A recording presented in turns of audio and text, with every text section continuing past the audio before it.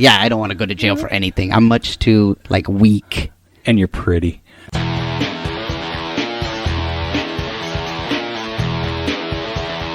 You are listening to the Stand Up Dads podcast.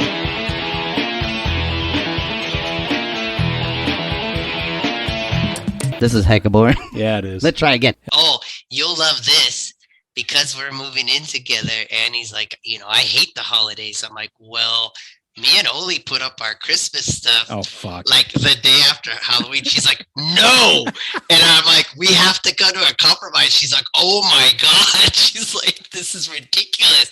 So we compromised. She gave in a bit more. She said after her mom's birthday, so November 9th or later, she'll tolerate it. But she's like, this is ridiculous. I'm on her side. Yeah, she didn't even want it in. She's like, at the soonest after Thanksgiving. Exactly. I'm like, no. We don't do it that way. Well, with that, you're listening to Stand Up Dad. This is poor Rob. Annie and Mike, yeah. We'll see how that works out. Annie's like, I'm rethinking my life choices. Seriously. Yeah. Last year you had the Christmas tree up after Halloween, right? Immediately. Yeah, that's what we wrong. do. The day after Halloween. No. November 1st. That's an illness. That's Christmas time. Thanksgiving doesn't need decorations. Thanksgiving could just be part of Christmas. No, it's all hello, Merry Thankmas. It all gets all bunched together. Mine is just like a Charlie Brown Christmas. That's what I'm usually celebrating. Yeah, well, I want to bag on Charlie Brown Christmas because I hate that show. But like everything you're saying, I hate. What a way to start the show. Starting Christmas early, Charlie Brown and Snoopy, Christmas music. Do you hate all Christmas music? No, I don't. I don't mind good. Christmas at Christmas time. It's just like things have their place, but I'm not going to go into that because I'm going to be on my soapbox again like I was last week. So if you came back after last week's tirade, welcome back. We're glad to have you. Yeah. Yeah. And if you don't know what I'm talking about, check out last week's episode. That was Fuck Moms for Liberty. Yeah. So this week I saw that stuff with the Facebook whistleblower that came out and said that Facebook knew social media was bad for kids, especially for young girls. Yeah. It got me thinking about screen time, and I've been wanting to do a screen time episode for a while, but COVID pretty much screwed that up because all the rules went out the window with that. Yes. Whether you wanted it or not, you had to use some type of a screen to get them to school. Yeah, and it ended up being also, now we've had to adjust to paring back because it became her socialization. Exactly. Was the Facebook Kids Messenger, and Roblox. And I have a tough time with it because, when you and I were kids, screen time pretty much just meant TV and the occasional video. Yeah. Well, and the occasional video game, but Atari football doesn't hold a candle to the shit they've got now. Yeah. I mean, the shittiest app is way better than that. Yeah. And then if you did go to the arcade to play better games, it was still more of a social thing. Like I never went to the arcade by myself. Yeah. No way. You wanted to go and hang out. Yeah. Yeah. I mean, now they lock in. I mean, I guess technically it's social because they're on their headsets talking to each other, like doing Call of Duty or some bullshit. Yeah. It's just so different. I think it's more just tunnel visioned. And I'm ashamed to admit this, but my kid's iPad addiction was so bad for a while. I actually tried to get him hooked on PS4. It's so like becoming lesser of evils. Yeah. Well, because, they all, and we'll go into it, but all the things pretty much say, as long as you're involved with your kid, it's not as bad. No, totally. Yeah. So, it's completely different when you're sitting with them. Yeah. Yeah. So if we're playing PS4 together, we're doing screen time and but it's together. I'm aware of what he's doing and he's not on a freaking iPad. Yeah. Sadly, I failed. He wanted nothing to do with it. So, but even playing with you. Yeah. Yeah. No. Dang. I've been lucky because he's gotten into Diary of a Wimpy Kid. Oh, that's cool. And he'll choose that over the iPad for now. But now I'm freaking out because he's almost done with the series. Yeah. Like, shit, what's next? I got to replace it with something else. It's so hard with that sometimes to get them on to the next thing. Yeah, that's the same as like when you tell people like Olivia watched The Holy Grail. Like the teacher was like, "Oh my god," and she's like, "Well, that explains your your sense of humor."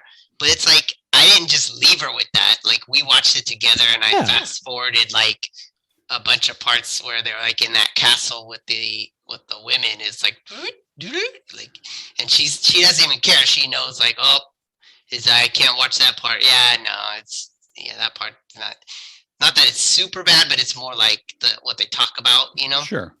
Well, like if we were kids, if we had that during like the Marx Brothers, if you could fast forward past all the singing and stuff. Yeah. That would have been great when we were kids. Mm-hmm. Well, I got a couple of clips talking about screen time before I get into the articles. This one's from Ronny Chieng, talking about how intense it is with screen time. Here goes. Out of control. So much stuff. Every day, new stuff. It's like Christmas. Every day. Hyperloops, electric cars, SpaceX, robot vacuums, iPhone 8s and 10s at the same time. Can't even wait in America. We get the iPhone 8, we're like, you know what? Fuck 8 and fuck 9, 10. Let's go. Keep being iPhone models. So much stuff. There's so much food in America. There's so much food there's so much content. So much content. Oh my God, so much content on demand. So many screens. The most screens per capita in the world. Every night in America is like a competition to see how many screens we can get between our face and the wall. Right? Like iPhone, iPad, laptop, TV, and then Apple Watch. Okay? As many screens in a row as I can get in front of my face. I need a screen below my eyes and a screen above my eyes. So when I look down and I look up, I don't miss any of the action. And that's sad because it's really freaking true. Yep. I mean, I catch myself like I'll be watching. Kim gets mad at me because there's some shows we'll watch together. Yeah. And like there's one out now called Ordinary Joe, which I don't really like it, but I don't hate it. So I'll watch it. Yeah. But I'll have my phone the whole time. You're tolerating it. Like I'll sit in the room with you, but I don't really want to watch it. Yeah. Although then it ends. I'm like, well, fuck, what's he going to do with this? And so it's kind of like, when there's shitty food and you're mad because there's not more of it. Yeah. But yeah. And then Louis C.K. has the best take on screen time. Here goes. I like kids. Parents, I'm not crazy about. Most parents, like this whole country, our thing is the children. We have to do it all for the children. And meanwhile, nobody gives a shit about how they raise their kids. People put minimal effort into it. They have their kids, they're like consumers of their kids. Like they want to call customer service. Why does he play video games all day? I don't understand why he plays video. Maybe because you bought him a fucking video game, you idiot. Throw it away. Who told you that was a good idea? A developing mind. Fucking idiots. My kids don't even watch television. And when I tell most other parents that, you know what they say? They go, fuck you. Why? Just because fuck you. Fucking hippie, weirdo. Weirdos. Because they don't watch just fucking anger and colors screaming in their face. If your kids watch TV, here's what you should do. Just if you think that's really a good idea to have them watch TV, when next time your kid's watching television, just come up behind them when they don't know you're there and just turn it off without any warning. Just go, watch what happens. They go, do you think that's a good sign? Do you think it's a sign that it's healthy for them? It's taken away, they go, because you've created such a high bar of stimulus that nothing competes. A beautiful day is shit to a child now. A gorgeous panoramic day with hawks catching fucking mice and flying away. And bears with fucking fish in their teeth. And the kid's like, I want to watch a television! Nothing! That's what's wrong with our kids. They can't just stand and be a person without... That was hella funny. And the sad thing is, I've done that where you shut something off, like, Yeah. and yeah, that's the fucking reaction. Ah! Yeah. Oh my God. It's just terrifying how freaked out they get. And yeah, Oli, I mean, she uses it. I've gotten her to use it like more for art sometimes and things. But even then, there'll be times where it's like, I need that iPad. I'll be like, oh, I need the iPad. And the whole time she's still got her hand on it. Blah, blah, blah, blah, blah, blah. And it's like, give me the iPad. It's like, oh, geez, well, I just needed to do it. Like, yeah, go do something else. Like, it is like that. Like, totally like, why is it still attached to your hand? Yeah. Well, I'll post links for all these articles, and some of them I'm not even going to really go into much, but someone asked a screen time consultant named Emily Churkin. So I didn't think we were in a position where we needed to have such a thing. Yeah. But they just asked how much screen time is okay for my kids. And the one thing to take away from this whole article is she's big on being tech intentional. So don't use it just to pass time. It's here for a purpose. Do it. Like, with COVID, this is good for schoolwork. Do the schoolwork, get the fuck out. Yeah. She brings up the fact, and I never even thought about this. The iPad was not originally designed for kids. It was an adult device. It was like another laptop type thing. That's true. Screen time still applies to TV. TV today is not what TV was when we were kids. Because, her example she brings up, which probably not a great example now, but is the Cosby Show. It came on every Thursday. So it was Thursday, 8:00. You got together with your family, watched it, and you had to wait a week till the next episode. Yeah. So our kids nowadays, they don't understand what it's like to have to wait any amount of time for another episode. I mean, it's almost crammed down your throat, like on Netflix. Do you want to watch the next episode? 5, 4, 3, 2. It's like, Jesus Christ, let me grab the fucking remote. Yeah. And then, well, I guess I'm watching this now. It's true. Yeah. Yeah. It's just over and over. Same for YouTube videos. Okay. Next one up, go. I mean, technically you could just be watching it for the rest of your freaking life. And that's true even for like, with my students and stuff, I run into that with Disney movies. Yeah. It lessens the value of them too. Cause they're like, oh, I've watched Snow White 20 times. I hate that movie. And you're like, to wait 5 years to watch a movie like that. Yeah. Yeah. And if you missed it, they were 7. They'd release them every 7. So you missed it. You had 14 years. Yeah. But you really had to wait, Yeah. When I saw the Jungle Book, I missed it when I was a kid. When I really wanted to see it, I had to see it as a teenager, and it was a big deal. Like now I can see it on the, I saw clips, but I never seen the whole thing, Yeah. And the big difference was that any screen time tended to be shared, like with the whole family. Yeah. We only had one TV, and I'm ashamed to admit this. I think I was 4. I remember my mom and dad and I all got in an argument because he wanted to watch football and my mom and I wanted to watch Lawrence Welk. You're on your mom's side. Yeah. I was on my mom's side. Yeah. And I think we ended up watching Lawrence Welk. He was pissed. That's so funny. Like, I wonder if that's part of being a kid, because my dad was just telling Annie the other day about how I was such a shit when we were little. When I was little, like everyone would be into the Raiders a lot back then. Now he doesn't care.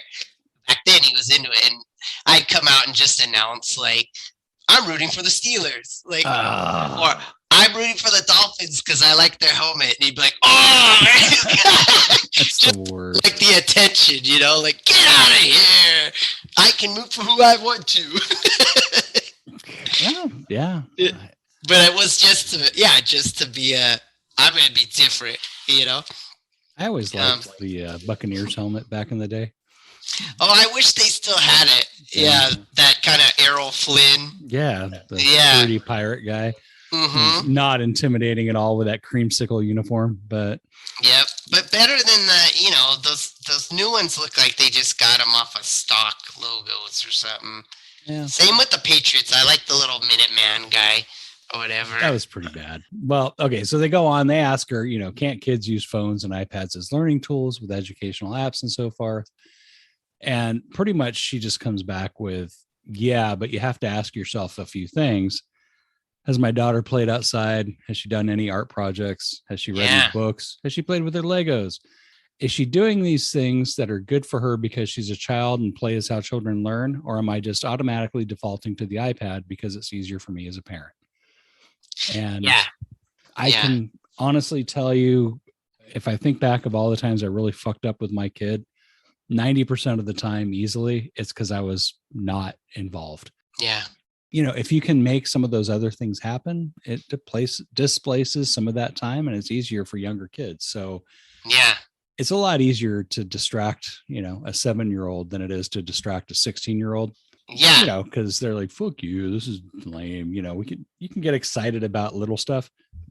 Yeah. It's already happening at like a few weeks away from being 11. Yeah. Yeah, she's already, and my mistake is I'll feel guilty getting her off of it.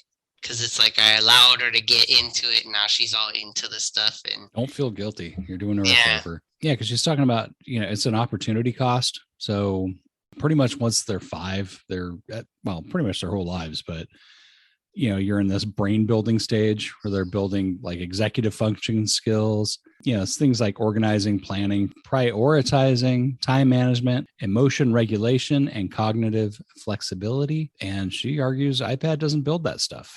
And she'll get parents to say, well, my kid learned to read by kindergarten because of the iPad. And she's like, well, that's not appropriate for a kindergartner to be reading at that age. And on that screen, yeah. Well, it's not even so much that. She says there is absolutely no correlation between learning to read early and being a successful adult.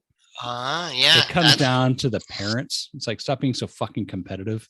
Yeah, that's true. Yeah. You know, like I always loved it when my kid my kid crawled until after 1.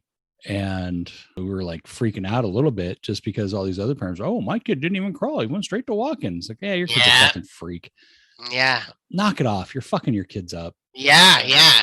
Yeah. I remember getting worried of like, oh, it's, you know, is it taking too long for the, for getting potty trained? Yeah. Or, you know, and it's taking as long as that kid needs. That's what it is. I mean, if it's taking long because you're doing absolutely nothing about it, then yeah, you're fucked. Yeah. Then they'll do it when they're ready. Yeah. Just human nature to be competitive as a parent. Yeah. Because, you know, you want your kid to be awesome because he's a reflection of you, and you got to drop that. Yeah. It's that overprotectiveness where it's just like, you know, you don't want your kid to hurt. So you don't want people bugging him. You don't want people, you know, and I know. Olivia has been standing up for a buddy of hers who's really short for their age, you know, in the class. And it makes me happy to hear where she's just like, you know, Daddy, leave him alone, or, you know. Kids can be mean. Yeah. Well, shoot, her mom's freaking short and we're all afraid of her. So. That's true. Well, okay. So they talk about, you know, a connection between ADHD in children and adults and screen time. And she says what she found fascinating is that the symptoms of screen addiction, if you write them on a piece of paper, look exactly like 99% of the famous ADHD symptoms. So she's not saying that they're, you know, one resulted in the other, but they do look a lot alike. And then as far as what she did personally on her phone, she deleted Facebook and Instagram. Yeah. So she says, you know, if I want to look at Facebook, I can look at it on my computer, but it's like really intentional. It's like, I am looking at Facebook right now, not because I've got 3 minutes to kill on the toilet or something like that. Yeah. She turned off all notifications, Mike. So the only sound the phone makes is a phone ringing. Text messages are silent. And, you know, she doesn't really miss anything because the phone's always nearby. Yeah. Yeah. And they made some family rules, like no phones in the bedroom at all. They charge out in the living room.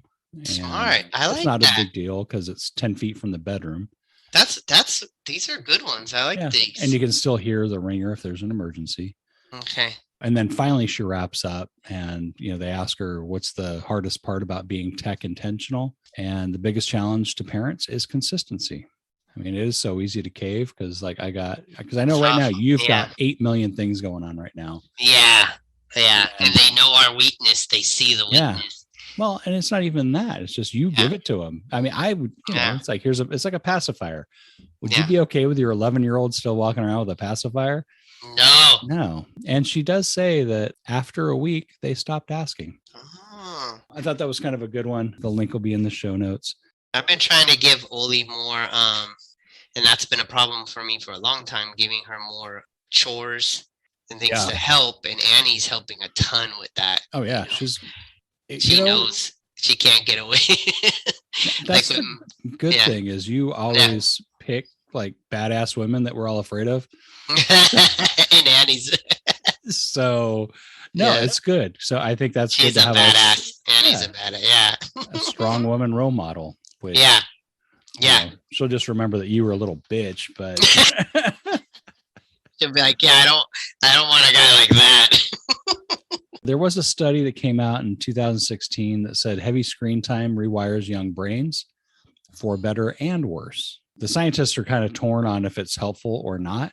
What they did is they exposed young mice to 6 hours daily of a sound and light show reminiscent of a video game.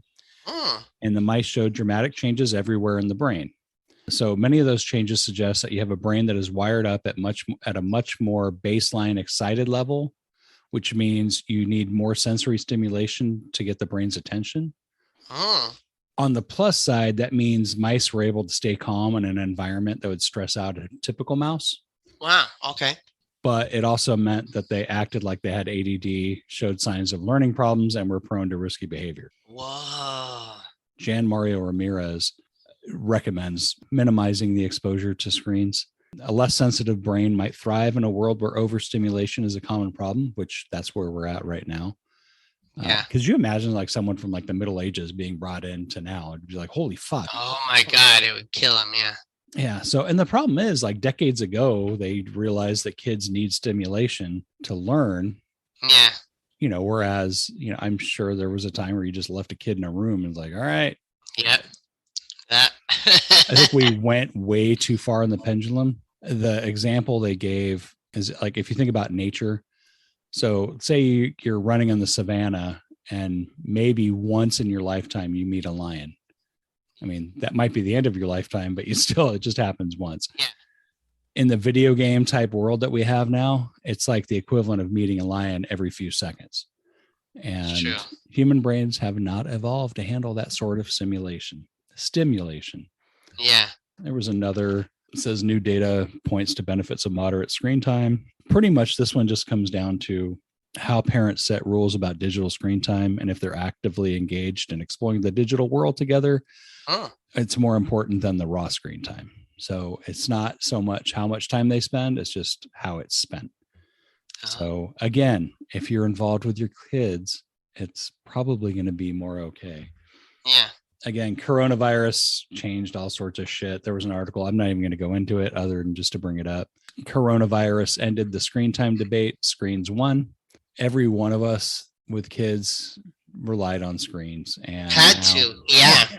And now trying to pare it back is super hard. Yeah. And if we have another pandemic, guess what? We're going right back to the screens. We have another one. It's happening right now. Well, you know what I mean? Like if it goes back to lockdown, then there's what the screen time experts do with their own kids. Because, you hear about all this shit.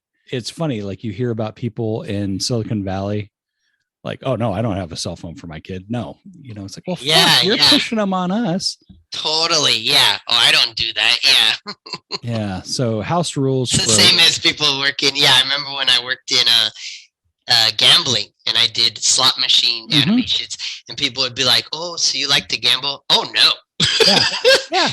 No way.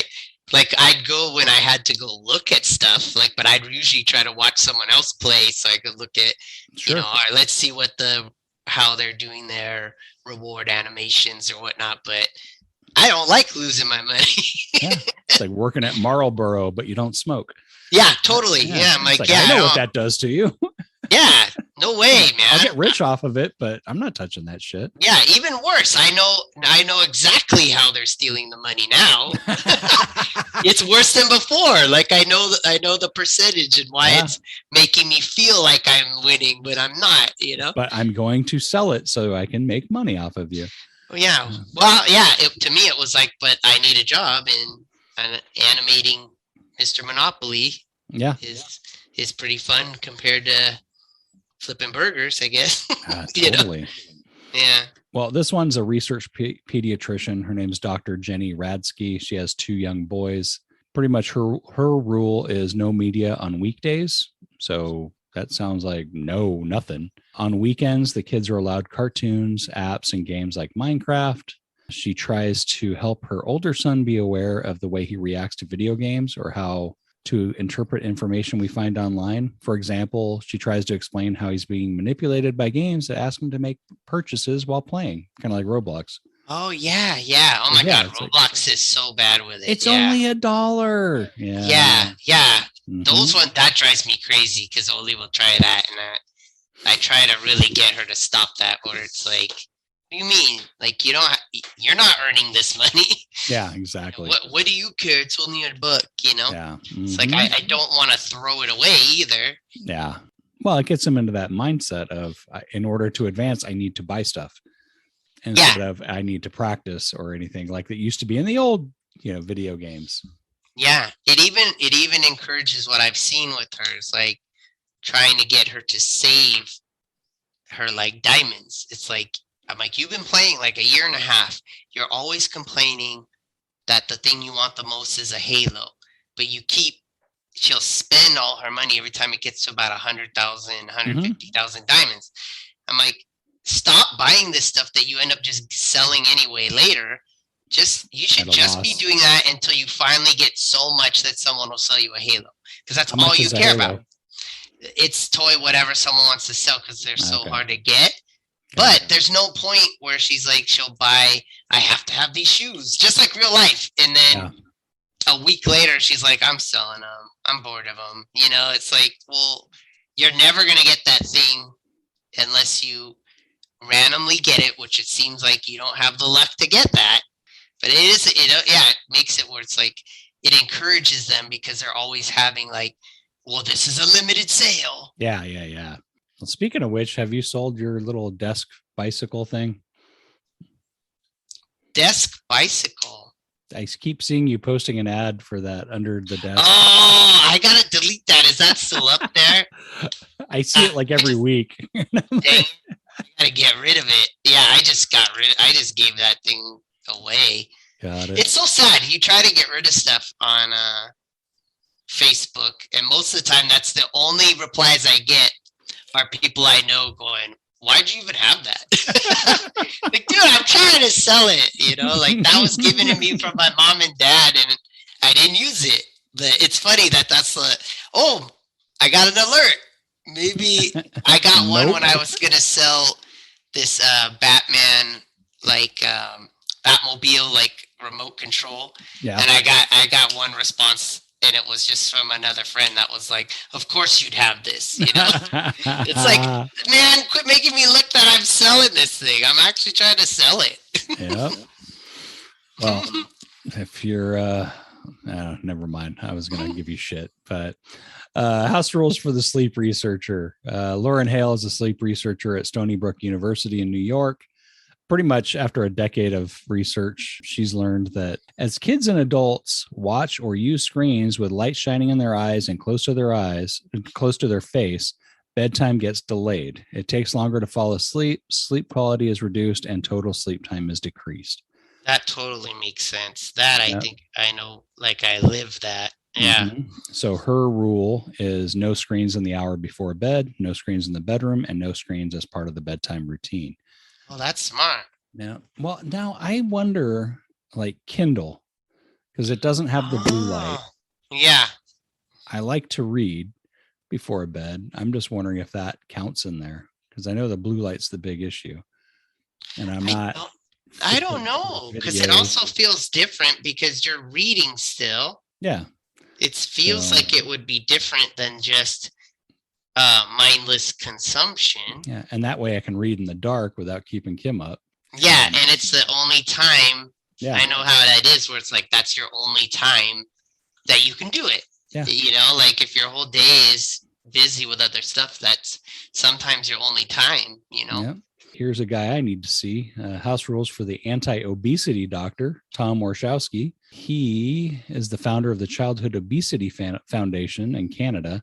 Huh. He promotes the formula 5-2-1-0. Already a little complicated. Yeah. That means 5 servings of fruits and vegetables a day. So there's the 5. Okay. No more than 2 hours of screens. That's the 2.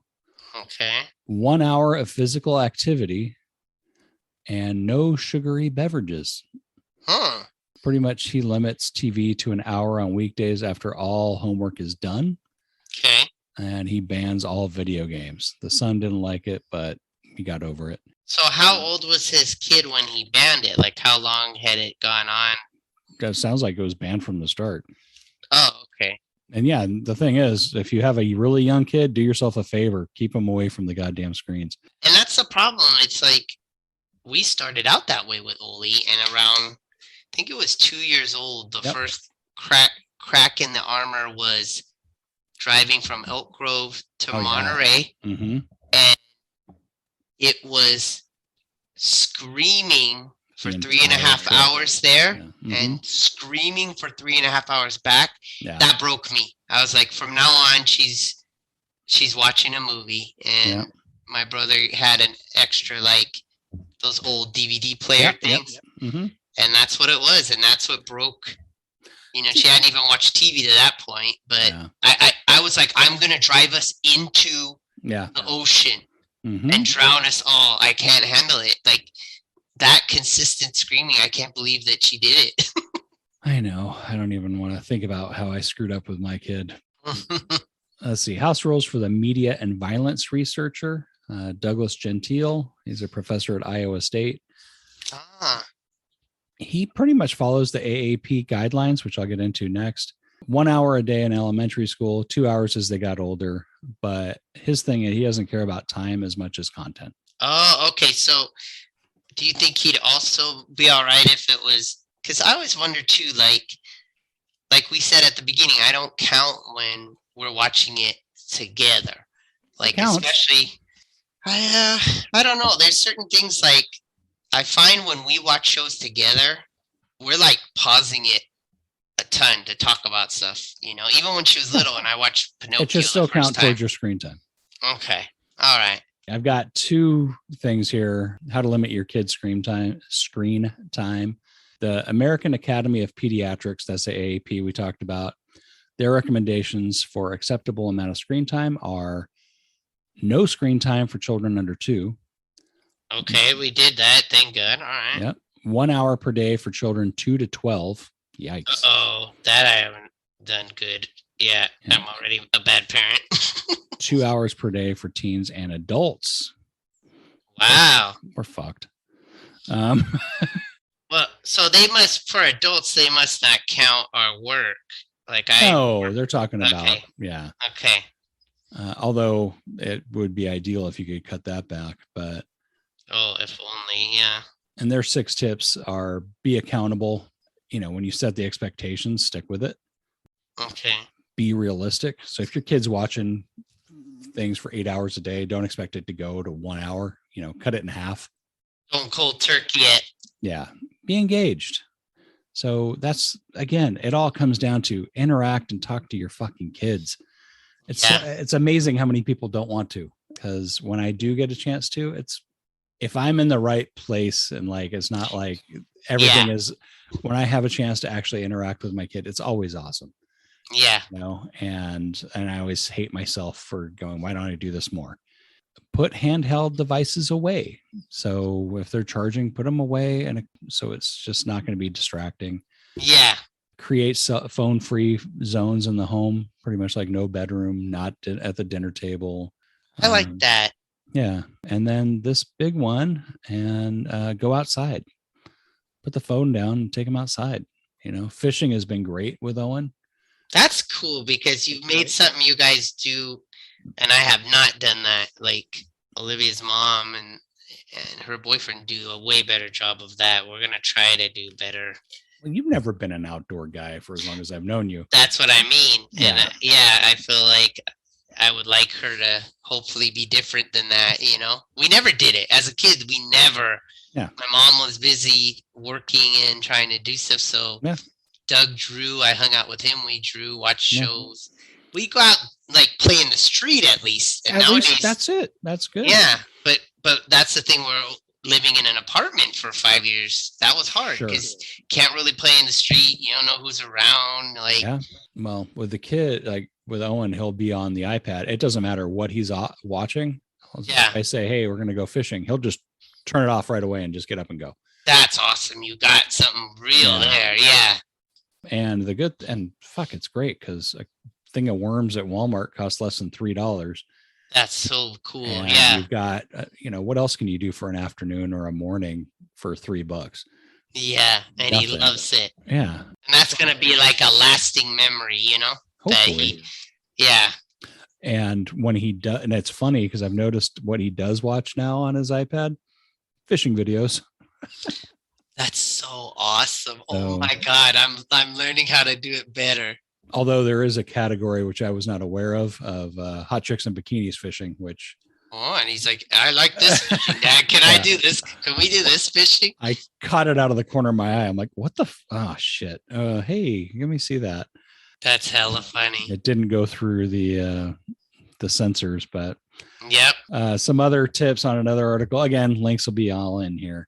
Model healthy electronic use. Because if you're a shithead about it, they're going to be. And I'm guilty of this, keeping the TV on for background noise. Yeah. I do this when I'm cooking. Yeah. Because the kitchen overlooks it. And sometimes I just like to look up and just like I'll put, I've been recording rugby and stuff. So I don't really care enough about it to watch every play, but I like to look. Yeah. And when you hear like the crowd go, whoa, okay, let's watch this. Oh, nice try. Okay. Then you watch it. Yeah. But not really the greatest thing. Again, this one gets you involved with your kids. Educate yourself on electronics. Parents need to stay up to date on the latest apps, games, and social media platforms and trends. You can't teach your kid about the risk of social media unless you understand the dangers yourself. That makes sense. Yeah. I had no idea there was bikini fishing out there. Yeah. Talked about this to create technology-free zones, set aside times to unplug, dinner time, an hour before bedtime are 2 examples. We just went to Monterey last weekend and amazingly, we drove back, which was like a 4-hour drive without a single electronic from him. Wow. Yeah. So he was reading his Diary of a Wimpy Kid and just doing other stuff and just talking. Cool that he doesn't get motion sickness. Because Oli will do it for a little bit and then she'll get, she can't, it'll make her sick. But it'll do the same even with whether it's a phone or a book. Mm-hmm. Use parental controls, so you can block explicit content, especially for the little kids. Explain why you're limiting the screen time. This one I didn't even think about. Ask for your kids' passwords. They should not have secret anything. And that I already do from the beginning. Yeah. I've never thought of her having. And make sure they didn't change it. Yeah. Yeah. No, that's true. You have to go and check on there. Mm-hmm. And I don't know if people don't do that. I go check all the time. Encourage other activities. Again, you got to interact with your goddamn kid. Get them to seek out and get involved in activities that don't need a screen. Play outside, read a book, get an old board game, whatever. Just, because the thing is, at least when they're little, they want to spend time with you. Yeah, and it's worked out good that like Oli's excited about her math, so she really likes playing Payday now. Okay. Because she likes to sit and do the math. And nice. The only sad thing with it is it's too much like real life. So for her, it's like, yay, but I'll get it. And it'll be like a whole month of like all your monies to these bills. And it's like real bills. So you're like, that's not a game. This sucks. This is too real. It's like everything that actually happened. Like your car broke down. You need to buy stuff for your, you hospital bill. Like, this sucks. Your vasectomy grew back. Yeah. Go buy baby stuff. Damn it. Everything. Yeah. Make screen time a privilege. This one kind of threw me for a loop because once you set the limit, don't let them earn extra time as a reward. Oh. Instead, stick to that limit and then find some other rewards for positive behavior. That's interesting. And while you're limiting them on screen time, don't fuck it up by saying, hey, now that you're off your screen, go clean your room, because guess what? They're going to really resent. Then it makes it negative. Yeah. That's smart. Yeah. So rather than making it negative, try and find some good shit for them to do. And again, keep your child's bedroom screen free, which is a good idea because they shouldn't be talking to anybody on there. No, I agree. Normally I'll bring up the bad dad here, but since we were so negative last week, I have a funny dad, a funny parent story. Okay. And this one happened earlier this year. Kayla Manili from Joy, Pennsylvania, received a text with a photo from a parent in her 5-year-old daughter's class. The photo was and I quote, friendship ring with a message that read, hey, Mila gave this to her daughter's name on the bus today. She might have been in your stuff, LOL. The friendship ring was a sex toy. Oh, no. A purple vibrating ring that mom kept in her bedroom cabinet intended for her and her husband. So it's like, It looks like a ring and you put the little vibrating thing on the top. Oh my God, that's hilarious. So the mom said, when I saw the picture on the text, it took me a second to put 2 and 2 together and my heart sank down to the pit of my stomach. Oh, no. What So, a nightmare. Yeah, that sucks. So she wrote back to the other mom and said, wow, I am mortified. I don't even know what to say. I am so sorry. I can assure you that it was not used. God. She explained, saying her daughter probably thought it was a ring. And then she started laughing because it was just crazy. And she said that her main thing was she wanted to reassure her that her daughter was not wearing a used cock ring as a bracelet. My God. The other mom was really cool and she didn't flip out. So then she had to talk to her 5-year-old to explain why that was not a good thing to do. But then she's like, well, what was it? She's like, just mind your own business. That's the problem. Yeah. I want to know why. Why was it wrong? Yeah. It was a big thing on teaching her to respect her privacy. It reminds me, there was an IKEA ad. This toddler is sitting on like a wooden floor and he sets a vibrator on the floor and it starts shaking and kid starts cracking up. And I think the whole ad was just need better storage. And that's so funny. It would be so mortifying. Mm-hmm. Email us. Tell us what you think. The standupdads@gmail.com. Subscribe, rate us, review us. It helps the show grow. If you want to hire someone to draw a picture of an innocent 5-year-old going through a box of sex toys that you keep under your bed, who would they write to? Write to me, Pencil for Hire. That's pencil, FOR, hire.com or Pencil for Hire on Instagram. Check out our sponsor, the Seattle Gummy Company. They make high-energy mocha shots. They Delicious. Are wonderful. They give you all the caffeine in a cup of coffee 5 times faster and for half the price of what you would spend for a cup of coffee at one of those chain coffee shops. Right now, I'm still enjoying the chili pepper mocha shots, which I guess I'm stuck on that. They also have They're this really good. Yeah. And it just helps get you through that little lull you get at the end of the day. Yeah. Click the link in the show notes, enter the code StandUpDads15 and get 15% off your order. Seattle Gummy Company, Stand Up Dad tested and approved. Get shit done. We have teamed up with the Gag on This podcast to bring you merch. Get our ugly faces on your stuff, mugs, shirts, notepads, you name it. We can probably get it on there for you.